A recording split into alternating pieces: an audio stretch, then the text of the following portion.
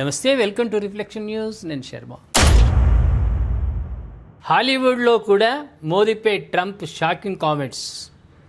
Shocking అంటే మనం అనుకుంటే ఏమో తిట్టిండేవో, ఏమన్నాడు అది కాదు, ప్రశంసలతో కూడుకున్నటువంటి shocking comments. Not a joke. అద్భుతమైన మాటలు మాట్లాడండి, చాలా విలువైన మాటలు. ఏమన్నాడంటే,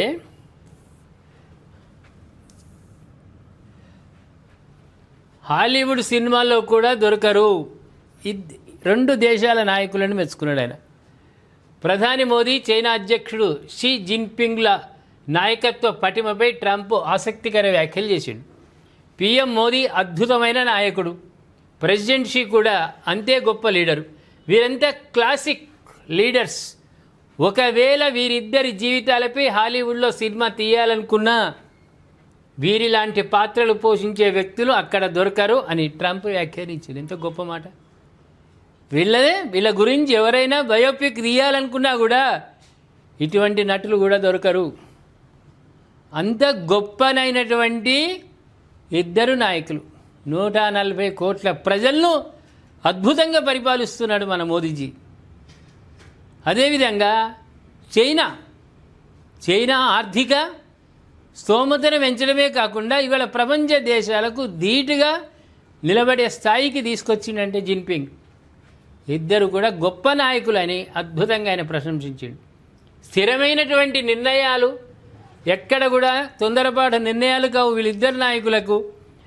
భారతదేశంలో గతంలో ఉన్న రాజకీయ అనిశ్చితి, ప్రస్తుత స్థిరత్వాన్ని ట్రంప్ పోల్చి చూశారు. ఒకప్పుడు కాంగ్రెస్ గవర్నమెంట్, ఇప్పుడున్న కాంగ్రెస్ నాయకులు సోనియమ్మ కానీ, ఎంతకుముందు ఇందిరమ్మ కానీ, రాజీవ్ గాంధీ కానీ, వీళ్ళేంది వాళ్ళ అధికారం లేకున్నా, ఒకవేళ అధికారం ఎవరికైనా పార్టీలో ఉన్న సీనియర్లకు ఇచ్చినా తుమ్మితే ముక్కుడిపోతుంది అన్నట్టుగా ఉండే వాళ్ళ పరిస్థితి. ప్రధానమంత్రి సీటు ఇవాళ ప్రమాణ స్వీకారం, మళ్ళీ రేపు క్యాబినెట్ మీటింగ్కి వస్తాడా, లేకుంటే ఇంకో ప్రధాని వస్తాడా, అటువంటి నియంత పరిపాలనకు ఇప్పుడున్న పరిపాలనకు 12 ఏళ్ళ నుంచి చూస్తే అద్భుతమైన పరిపాలన అక్కడ చైనాలో ఒకటే లెవెల్లో నడుస్తున్నది. జిన్పింగ్ ఆధ్వర్యంలో, ఇక్కడ మోదీజీ ఆధ్వర్యంలో నడుస్తున్నది. దీన్ని గమనిస్తూ రెండింటినీ పోలుస్తూ అప్పటి కాంగ్రెస్ ప్రభుత్వం, పార్టీ పేరు చెప్పకున్నా అప్పటికి ఇప్పటికి స్థిరత్వంలో ఉన్న తేడా గురించి ఆయన చెప్పిండు. గతంలో ప్రభుత్వాలు నిరంతరం మారుతూనే ఉండేవి.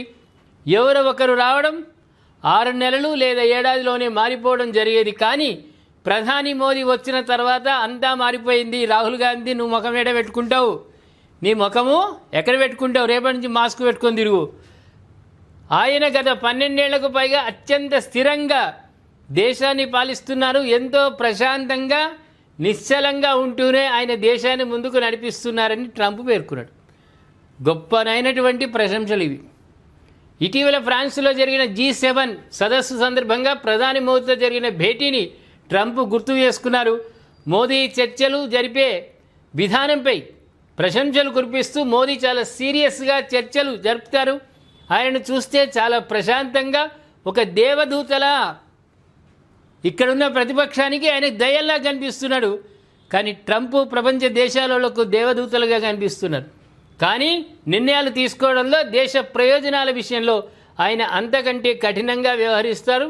చూడ్డానికి చాలా సౌమ్యంగా ఉంటారు. అందుకే ఆయన వ్యూహాలు ప్రత్యర్థులను ఒక్కసారిగా ఆశ్చర్యానికి గురి చేస్తాయి. అర్ధరాత్రి రాత్రే 1000 రూపాయల నోట్లు, 500 నోట్లు రద్దు చేసిండు.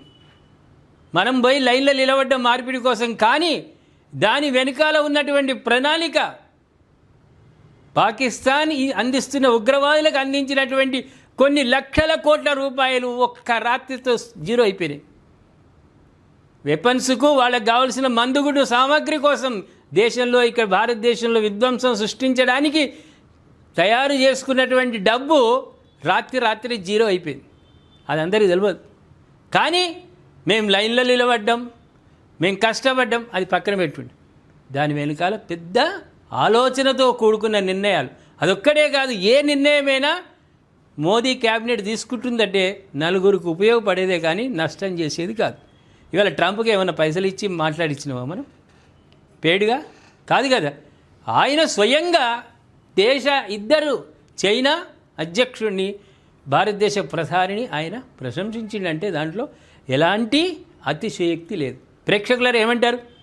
అక్కడ జిన్పింగ్ ఇక్కడ మోదీజీ, ఇద్దరు కూడా మహానాయకులు, ఏకఛత్రాధిపత్యంగా ప్రజల మనస్సును దోచుకున్న నాయకులు వీళ్ళు అని ట్రంప్ ప్రశంసించాడు. దాని గురించి మీరు కామెంట్ రూపంలో తెలియజేయండి. సబ్స్క్రైబ్ చేసుకోండి, షేర్ చేయండి.